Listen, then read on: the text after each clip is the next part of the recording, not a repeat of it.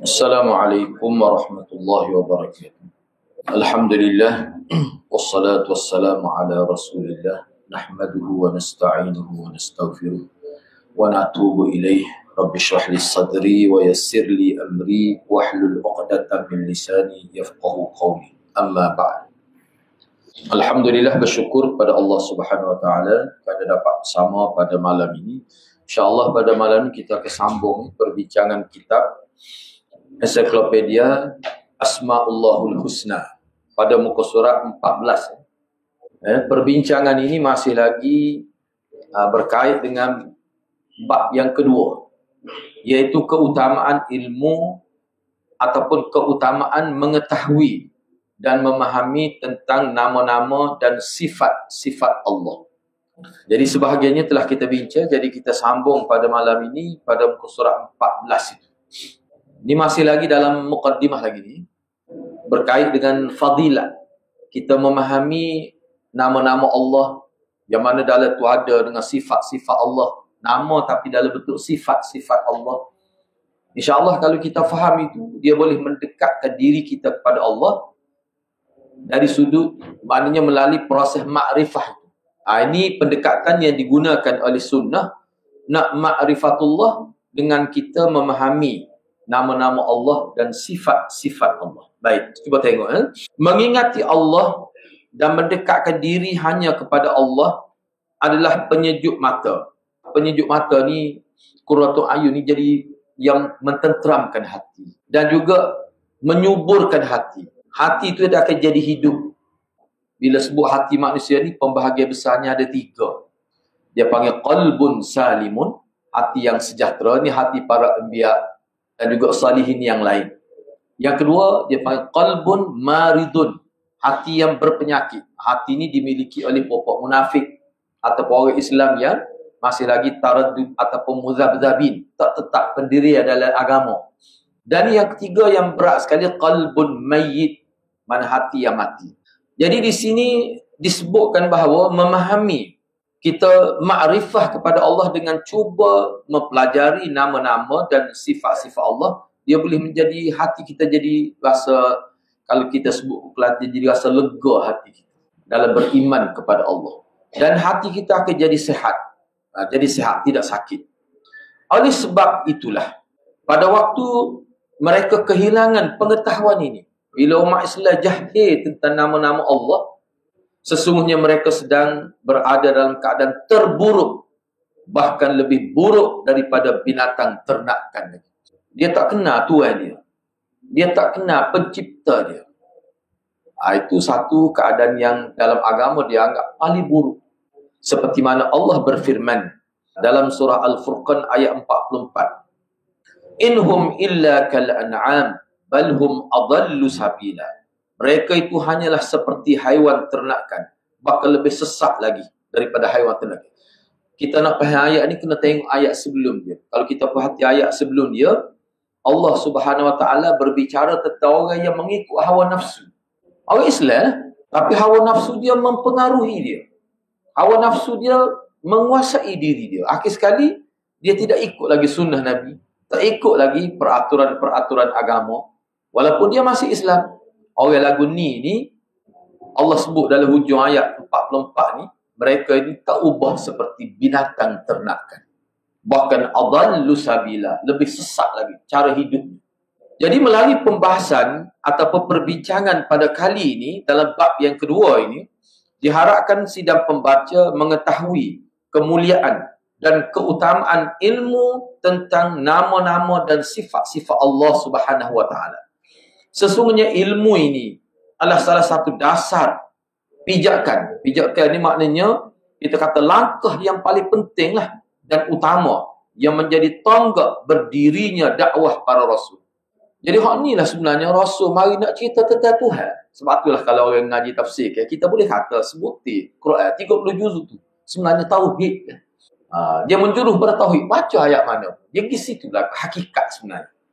Seseorang hamba yang ingin mendapatkan kebaikan dunia dan akhirat dan ingin diangkat darjatnya, maka satu-satunya jalan adalah dengan menuntut ilmu tentang Allah Dari sudut memahami nama-nama Allah. Mana kita nak berkenalan dengan Allah melalui nama Allah dan sifat-sifat Allah. Ya Allah sebut sendiri dalam Quran. Oh ni jarang benar ni. Saya ingat anak lah. Anak duduk naik tahu di Selangor. Wallah lah. Setiap tempat anak kita, anak tanya. Ada ke tak? Tak ada ni pengajian Asma Allah Husna. Sebab ni pengajian akidah ni. Tu pelik lah. Jadi pelik. Padahal pengajian tentang tauhid tu memang banyak. Tapi tidak dijadikan sebagai sukatan pada masyarakat. Kerana seseorang yang di dalam hatinya ada kecintaan kepada Tuhan penciptanya dan keinginan untuk mendapatkan redanya, serta ada rasa rindu untuk bertemu dengan Allah, maka tujuan utamanya dan cita-cita tertingginya sepatutnya lah ia menuntut ilmu ni, dan dia mencari maklumat tentang Asma'ullahul Husna sepatutnya. Jadi kerinduan hati yang sehat dan jiwa yang tenang tidaklah melebihi kerinduan untuk mengetahui perihal ilmu. Kalau hati itu betul-betul sehat, tenang molek, dia timbul perasaan nak tahu tentang Allah. Ini cara dia. Selain daripada itu, tidak melebihi rasa bahagianya bila mana dia mampu memahami kebenaran yang hakiki dalam pengajian tentang nama-nama Allah dan sifat-sifat Allah. Dia boleh faham tu. Kalau orang Islam jiwa dia qalbun salim sungguh, dia sepuh hati, biar boleh dua nama pun sekali lagi. Tak apa dia. Dia semakin dekat dengan Tuhan, semakin memahami Allah Subhanahu Wa Taala. Jadi pengetahuan tentang Allah Subhanahu Wa Taala, pencipta kita, merupakan sumber utama untuk meraih kebahagiaan. Bahkan ia merupakan jambatan menuju kesempurnaan iman. Sebagai tangga untuk naik ke derajat yang lebih tinggi dan merupakan satu manhaj untuk meraih kebahagiaan dunia dan akhirat. Bahkan ia merupakan cara untuk menggapai cita-cita ukhrawi dan jalan terbaik untuk mewujudkan keinginan serta pengetahuan yang termulia. Orang-orang yang telah mencapai kedudukan ini biasanya hidup dia sederhana, kekurangan lah, tidak mewah nampak, kadang-kadang disisihkan dalam masyarakat. Namun Allah lah yang maha pemberi kemuliaan dan dia berikan kepada siapa saja dikehendakinya.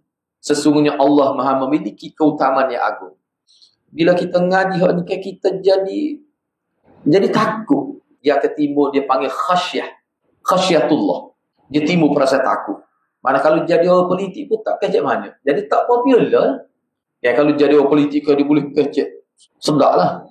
Dia jadi takut nak kecek, beringat. Jadi nampak tindakan itu banyak sekat. Jadi orang tengok, nampak macam tak bijak. Tidak seperti ahli politik lah. Kerana tak kecek banyak. Sahabat Nabi tak jaga kecek banyak. Bahkan Umar bin Abdul Aziz, dia kata siapa dia kecek banyak, lama-kelamaan jadi hilang kehebatan dia. Hilang kehebatan dia. Itu kesan dia. Jadi kalau kita bercakap cukup sekadar yang perlu, waktu hati kita lebih banyak ingat kepada Allah Subhanahu Wa Taala. Baik. Jadi orang-orang yang mengetahui tentang Allah, dia banyak dia mikir, gitu dia jadi. Jadi kadang-kadang orang tak suka kalau pergi kedai kopi pun tak rancak laki-laki ni. Tidak ada tepuk meja buat tidak. Apa tu? Sebab dia kenal tu kan. Dia jadi gitu. Bila mana seseorang hamba telah mengenal hakikat Tuhan yang menciptanya, yakni Allah, dia akan cinta kepada Allah dengan sepenuh hati. Beribadat kepada Allah dengan cara menjalankan semua perintah Allah. Bukan semaya sahaja, tidak. Dan juga dia menjauhi larangan Allah. Maka pada ketika itu, diperlihatkanlah di hadapannya hakikat ilmu. Dia dapat hakikat dia belajar. Dia tercapai maksud objektif ilmu itu. Dan ibadahnya selalu. Jangan main-main. Kalau kita baca lah, kalau tidak baca, misalnya baca Quran, tengok ada nama Allah, boleh rujuk sini. Kita akan berasa. Dia akan terasa Tuhan kita tu. Jadi kepahaman itu dia akan membantu kita mendekatkan diri kepada Allah dengan cara pemahaman, makrifah tu lah. Itu maksud di sini. Jadi beribadat kepada Allah ni adalah tujuan utama kita diciptakan. Tahulah qadah kita. Wa ma khalaqtul jinna wal ins. Baca sama. Itu tujuan. Jadi nak ibadat kepada Allah tu lagu mana? Sebab kita tak kenal Tuhan. Ana pernah jumpa seorang ahli tarikat. Dia kata semaya dia apa kalau tidak kenal Tuhan. Anak kata jadi nak kenal Tuhan, nak pasti kenal Tuhan sampai mereka jadi semaya, itu lagu mana? Jadi dia duk kutuk ni perempuan ni, dia duk kutuk, dia kata dia sedih tengok semaya tapi tak kenal Tuhan. Sebenarnya tak betul cara dia. Sebab kita kenal Tuhan ni dengan cara ikut sunnah. Hak tu kemah. Kalau ulama hadis, dia kata cara kita nak mengenal Allah selepas kita beriman ialah ikut perintah Tuhan. Kalau semaya biar betul sebab Nabi. Kita akan dapat. Salah satunya ni, belajar khusus tentang nama-nama Allah. Lepas tu nak tunggu kenal Tuhan. Siapa dia rakyat kita dah kenal Tuhan. Awak ni dah kenal Tuhan, boleh semaya lah. Sebab tu dia pengajian ni, kalau kita ikut cara sahabat mengaji dengan Nabi, tak timbul isu-isu lagu tu. Awak nak kenal Tuhan. Salah selain daripada belajar ni, awak ikut sunnah Nabi. Kenal. Cara kita nak kenal Allah SWT dengan mengaktifkan hidup cara sunnah. Kalau semaya Nabi lagu mana? Nak boleh tahu tu kena belajar. Ni ialah ni. Gitu ada. Dan kita bina kehidupan beragama kita dengan amal agama. Bukan menyendiri berada di tempat terpencil dan sebagainya. Tidak. Kita belajar tentang generasi awal, kita boleh tahu cara mereka. Cara hidup mereka dalam beragama lagi. Sebab itulah generasi yang diiktiraf oleh Allah dan Rasul.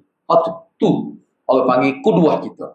Selain daripada Nabi jadi kuduah hasanah, sahabat juga. Sebab Nabi iktiraf. Allah iktiraf. Orang lain tak iktiraf. Kalau ulama-ulama lain itu tidak diiktiraf secara khusus. Tu kena ingat. Seterusnya, bila mana seseorang hamba telah mengenal hakikat Tuhan yang menciptakan dia, maka hati dia akan jadi timbul perasaan mahabbatullah, cinta kepada Allah. Dia akan beribadat kepada Allah dengan cara menjalankan semua perintah Allah. Ini kemah molek bahasa ini. Dan juga menjauhi larangannya. Maka pada ketika itu akan diperlihatkan di hadapan dia hakikat ilmu dan ibadatnya selama ini. Beribadat kepada Allah itu adalah tujuan utama manusia diciptakan. Kita nak tahu hati kita ni sudah tergelincir daripada landasan agama, kita nilai hati kita ni ingat Tuhan ke tidak. Hati kita ni banyak melakukan ibadat ke tidak. Kau semaya saja je ibadat. Duk jaga hak tu je. Kita boleh tahu. Kita boleh tahu. Kalau jaga semaya, jaga puasa je, tapi tak jaga hubungan dengan isteri, sentiasa menyakiti hati isteri. Bahkan Nabi sebut dalam hadis, kalau kita jaga hati isteri, mana ahli kita lah, terbuka ruang besar dan nak masuk syurga. Kena jaga, tak boleh. Ya, kalau kita tak jaga hak tu hati hadirat, mungkin kita hanya baik di hadapan orang. Itu berpura-pura nak. Kena ingat. Nabi sebut tu dalam hadis. Begitu juga kalau kita nak melanjarkan harta kita kepada ahli keluarga kita terlebih dahulu. Kita nak curahkan kasih sayang kepada ahli keluarga. Hak lain tu selepas tu. Tu orang panggil sistem yang dibentuk untuk melahirkan satu masyarakat yang stabil, yang bahagia. Kena wujudkan keluarga yang bahagia. Kalau keluarga tu tunggal-langit, suami tak jaga hati isteri, isteri tak jaga hati suami. Kalau begitulah ramai di masyarakat nak jadi molek lagu mana?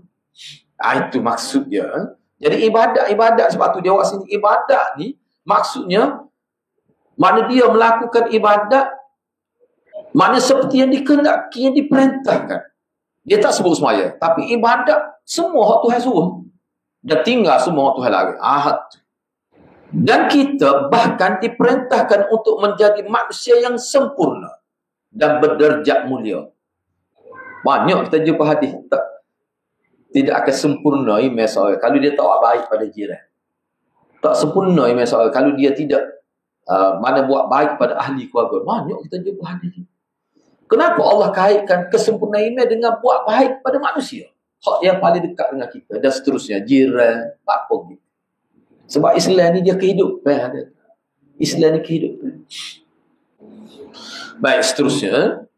Tiada satu pun yang diinginkan oleh jiwa manusia melebihi keinginannya untuk mengetahui siapa pencipta dia. Mencintai, menyebut dan membangga-banggakan Tuhan pencipta dia.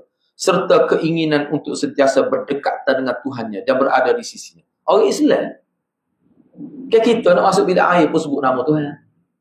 Nak tidur semua sebut nama Tuhan. Nak makan pun sebut nama Tuhan. Tubik daripada bilik air sebut nama Tuhan lagi. Semua sebut nama Tuhan. Ada ajaran agama lagu tu. Nak naik kenderaan tu, kenderaan keju. Kelak ke apa, semua sebut nama Tuhan. Tu. Tiba-tiba tak kena tu. Tak belajar khusus bagaimana sahabat mengenali Allah, mengikut pendidikan Nabi. Tu banyak berlaku kesilapan tu. Tidak ada cara yang mesti ataupun wajib ditempuh manusia melainkan dengan cara mengetahui sifat maupun nama-nama Allah. Mesti tu. Fardu ain tu sebenarnya.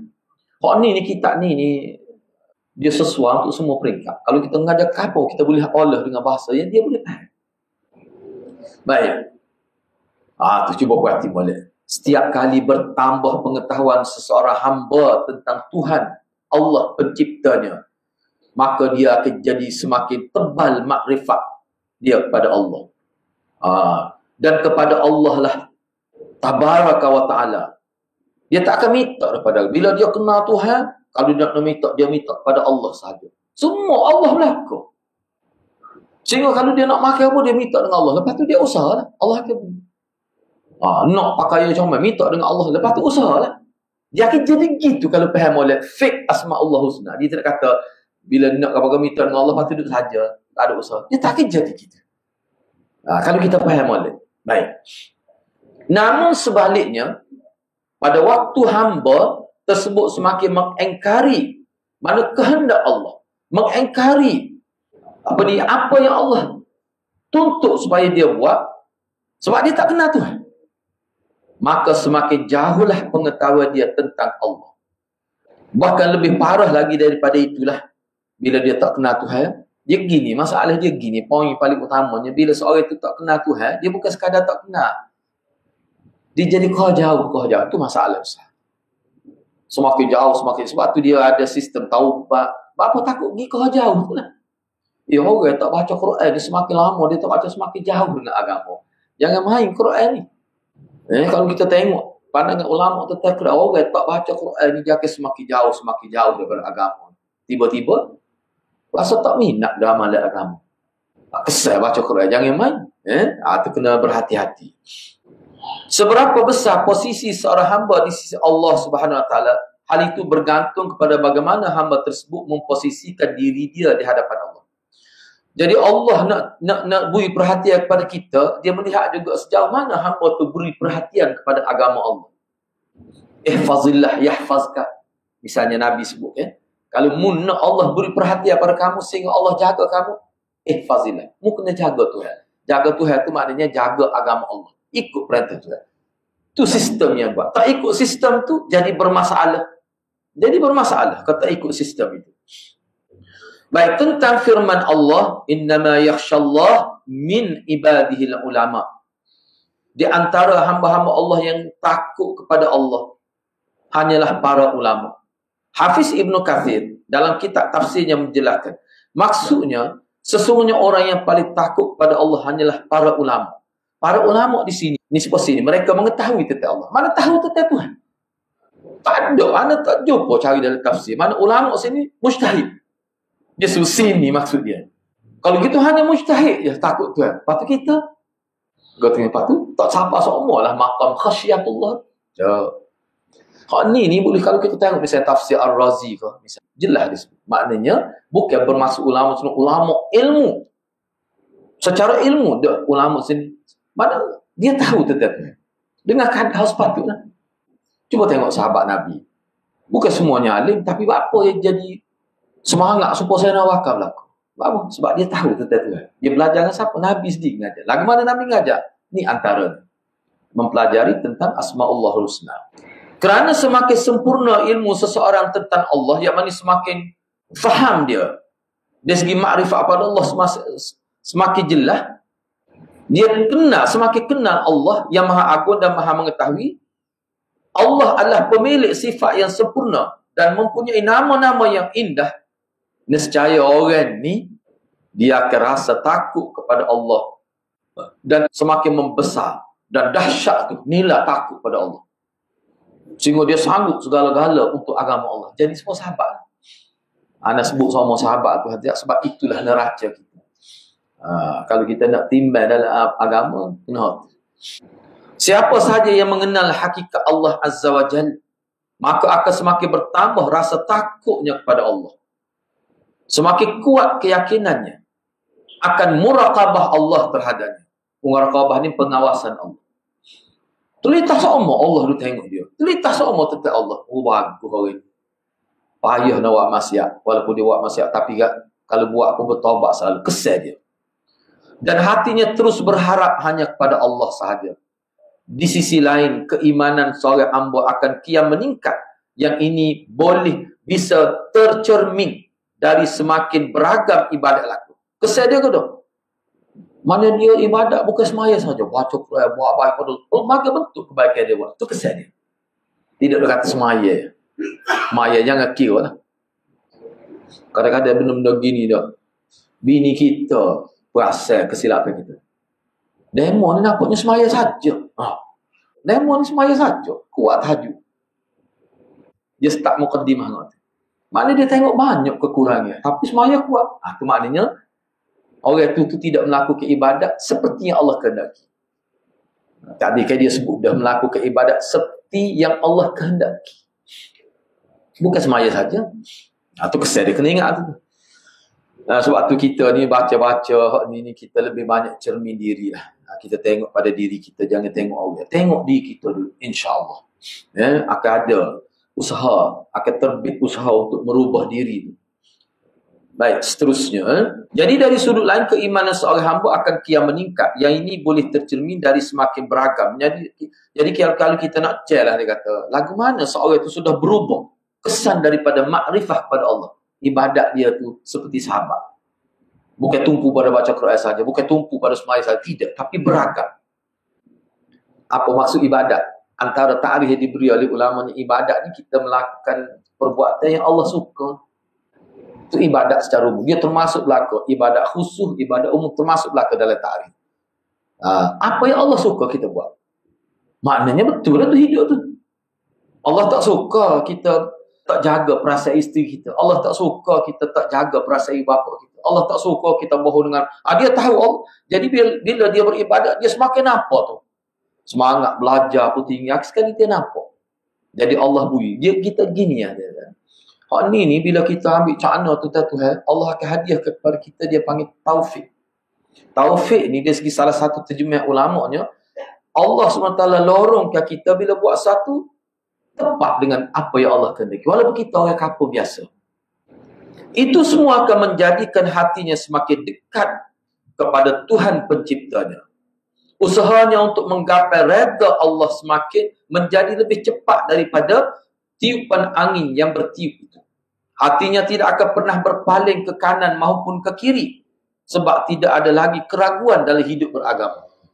Sesungguhnya taufik itu hanyalah ada dalam genggaman Allah. Orang lain tak boleh beri taufik pada kita. Tuhan saja. Sebab tu tradisi. Bila kita berbicara agama, tak kiralah kuliah kau gapo, kita akan sebut. Bahkan anda pernah sebut pada guru-guru. Kalau kita mengajar, tak kiralah subjek matematik, akademik ke agama, ke bila habis, kena sebut wabillahi taufiq wal hidayah. Walaupun kita mengajar matematik, walaupun kita mengajar bahasa Inggeris, tak kiralah. Mengajar sains, kena sebut. Supaya kita dapat kebaikan dengan ilmu yang kita ajar. Sesungguhnya taufik itu hanya ada dalam genggaman Allah. Tiada daya dan upaya melainkan dengan kekuatan. La haula wa la quwata illa billah. Baik, sekarang ini kita pergi kepada kelebihan mempelajari ini Asma'ullah Husna dan sifat-sifat Allah ni. Seterusnya lah untuk keutamaan yang kedua, fadilat yang kedua.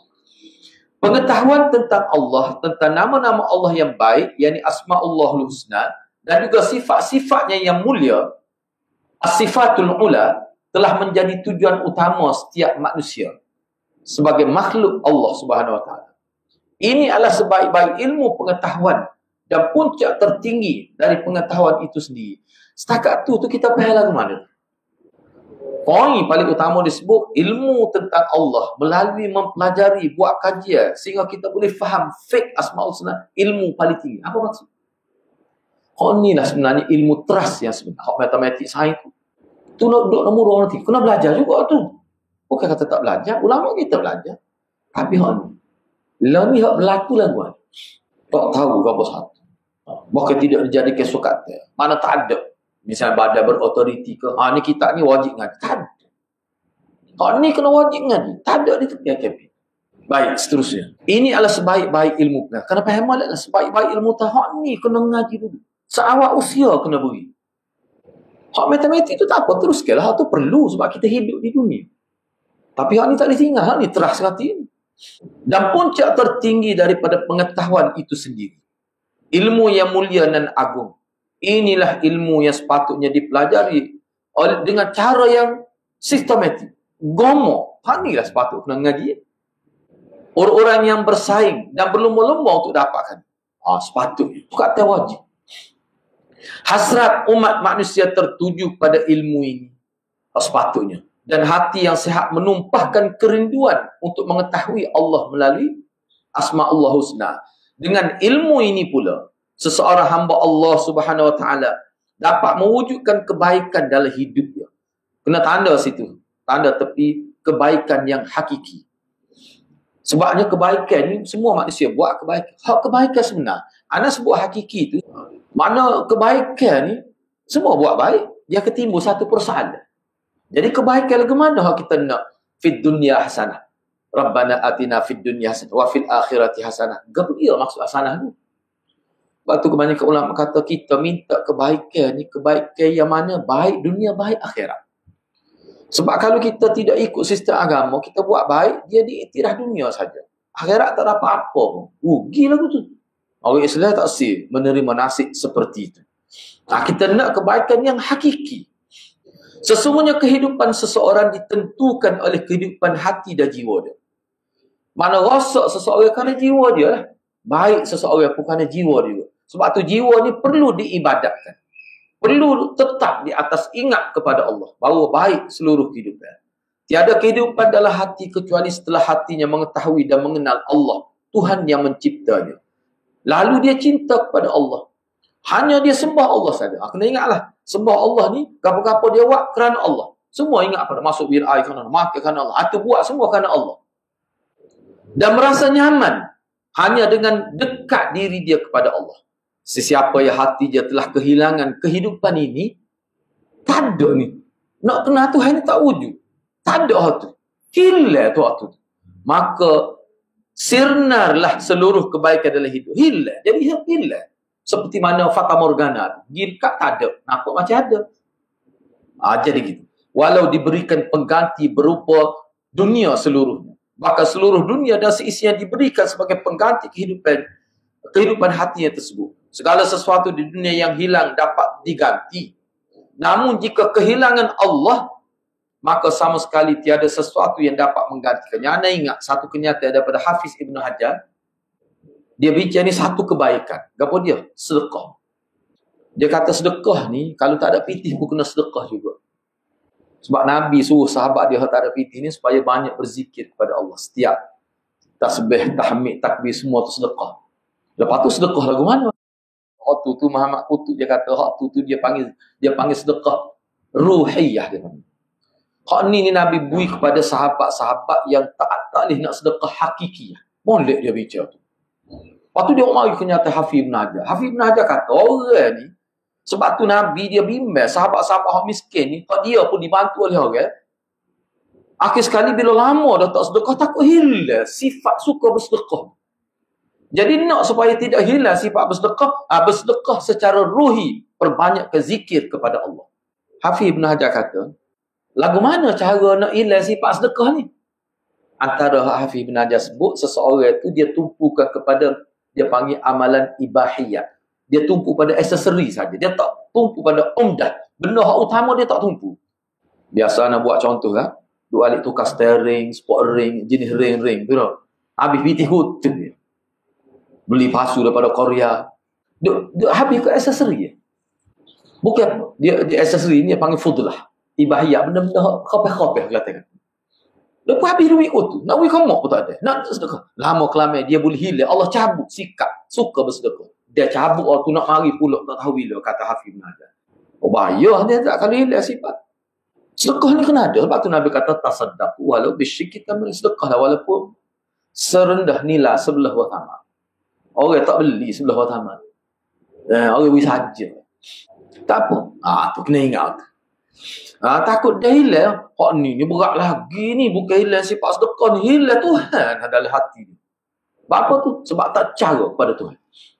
Tu berat benar lah tu. Dia sebut sini ni, dia panggil minal asah lah ni. Minal asah. Antara yang sangat dikesali dan sungguh aneh lah.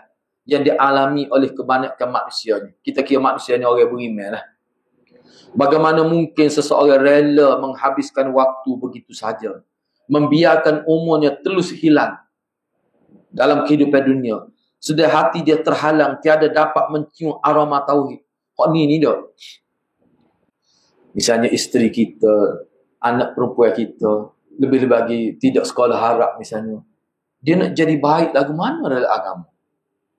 Kadang-kadang setengah tu sampai peringkat rosti pun tak khawatir kau. Ramah tu jumlah tu. Sebab acula ni pernah dibuat oleh Persatuan Qiraat Malaysia dulu. Kita ambil hak tak semaya. Satu mungkin tu sampai 400 lebih tak semaya. 400 orang lebih. Mungkin tu kecil lah. 1,200 buah rumah. Sampai 400 lebih tak semaya. Hak semaya cila silu tu jumlah lebih besar lagi. Hak mari hari Jumaat saja pun ramai juga. Hari Jumaat dia mari sebab tak boleh semaya Jumaat dulu. Tu bahaya tu. Ni bahaya. Baik, cuba kita tengok lagi. Ni. Tak pernah mengaji pun. Ia lantas pergi meninggal ke dunia begitu saja. Seperti saat dia datang. Lepas tu mati dalam keadaan begitu. Ni. Kena timbul kebimbangan. Kena kira kita lah. Isteri kita. Kita ni mari sama isteri kita lah kan. Sebab itulah Imam Bukhari sebut. Imam Bukhari buat tajuk khusus. Kena ajar kepada hamba perempuan dan isteri. Lalu tajuk selepas tu kena ajar pada mana-mana perempuan. Tanggungjawab semua pihak. Yang paling besarnya, tanggungjawab kerajaan. Isteri kita nak mari mana, boleh anak pun setahun seorang. Kadang-kadang kembar pula kan. Nak mari, Pak, dia tak boleh mari dia. Nak buat lagu mana, biar sampai ilmu Quran pada dia. Namun dia tidak sedikit pun mencicipi keindahan hidup hakiki. Masa dia hidup, dia tak pernah pun merasai kehidupan hakiki. Hal sebenar yang Tuhan nak. Tiba-tiba mati dalam keadaan gitu. Ni cerita kalau bahasa Kelantan kita, ada tu fikir bahasa Kelantan kita ni, Islam bakal lah. Kita istilah Islam bakal. Orang Islam. Memang dia orang Islam. Sebab tu bila dia mati, diurus seperti cara Islam. Tapi hidup dia tak pernah seperti hidup para sahabat. Pak Nabi bentuk tu. Mati dalam keadaan gitu. Sedih lah. Tapi tak kita yakin oleh kerana dia mati sebagai Islam, akhirnya syurga juga. Tetapi masalahnya, kalau kita belajar dalam agama kita ni, dia ada orang Islam, dia kena masuk neraka dulu. Hak tu kita bimbang. Tak kita pun tak tahu tu. Na'udzubillah ni. Tu kebimbangan. Kena ada kebimbangan. Namun, bahkan ia hidup tiada ubah seperti kehidupan binatang ternakan. Ia pindah dari dunia menuju akhirat seperti orang bankrupt yang harus berpindah randa. Ataupun orang nomek lah. Orang nomek. Bila habis makan nasi itu, dia pindah ke lain pula. Gitu maksudnya. Kehidupannya amat menyedihkan. Bahkan kematiannya sangat tragis. Dan tempat kembalinya di akhirat kelak adalah seburuk-buruk tempat kembali. Quran ada sebutkan seburuk-buruk tempat kembali. Padahalnya dah dapat syurga mesti pergi ke akhirat. Tapi apa Tuhan kata seburuk-buruk tempat kembali akhirat? Kepada siapa? Kita tak sakit orang kafir. Orang kafir itu biarlah orang Islam. Ia ni orang Islam yang tidak amal agama. Na'udzubillah min dzalik. Jiwanya pergi meninggalkan kehidupan dunia ni tanpa merasakan nikmat hakiki semasa hidup di dunia. Sebab apa dia tak capai ni? Mahabbatullah. Ia meninggalkan kehidupan dunia dalam keadaan terhalang dari sebaik-baik keindahan dunia. Dia pelik ada sahabat-sahabat Nabi kan.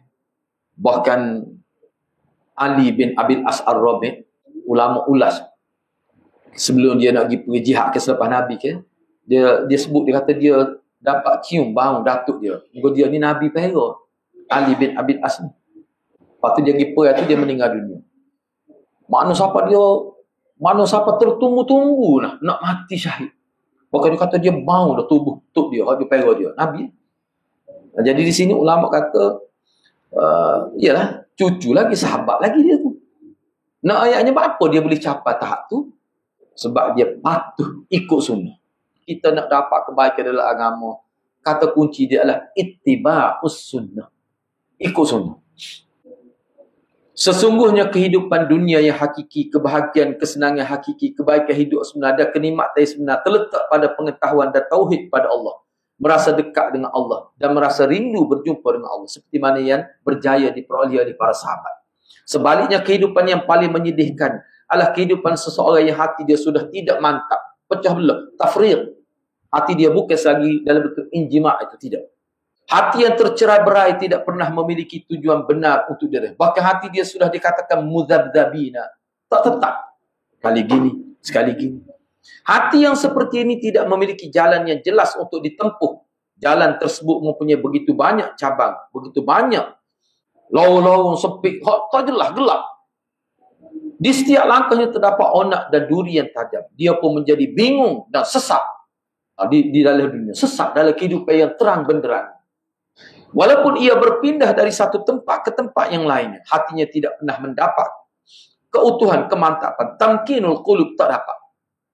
Tak dapat ketenangan ataupun kenyamanan.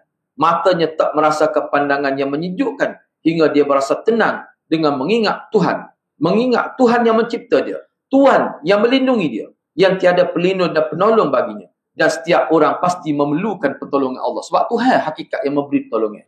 Keadaan ini persis seperti ungkapan seorang penyair. Dia mari kita pun habis sini lah. Naqil fu'adaka haitsu syi'ta minal hawa. Itu cara baca. Mal hubbu illa lil habibil awwali. Kam manzilin fil ardi ya'lafuhul fata. Wa haninuhu abadan li awwali manzilin. Apa maksud dia? Cuba tengok. Naqilu fu'adaka haitsu syi'ta minal hawa. Pindahkanlah hatimu sesuka dirimu. Mal hubbu illa lil habibil awwali. Nescaya cinta hakiki hanya untuk kekasih pertama. Hak pandai pertama. Ingat seumur sampai mati. Bahaya juga ni ingat kasih lama tua dah ingat pada kasih lama lagi. Janganlah mahliga istana yang kita bina lama tu dah boleh runtuh kerana kadang-kadang gangguan syaitan. Baik, seterusnya. Kam manzilin fil ardi ya'lufuhul fata. Sudah sekian banyak tempat ditinggal oleh sang pemuda. Wahaninuhu abadan li awwali manzilin. Namun kerinduannya tetap kepada rumah mula-mula dia tinggal. Tapak tak ada, tinggal tangga ya. Duk nampak lagi duk dengung tepi tangga. Ni dalam syair lain ni ada sebut Tuhan ni lah. Memang teringat. Kita duduk situ 2 generasi kena. Bila pindah mari tengok tangga pun tinggal lagi. Tambah-tambah hak tu rumah kasih dia. Gitulah hadirin hadirat. InsyaAllah seterusnya tu kita bincang untuk sesi akan datang. Mudah-mudahan Allah berkati kita semua. Aqulu qawli hadha wa astaghfirullahal azim li wa lakum. Assalamualaikum warahmatullahi wabarakatuh.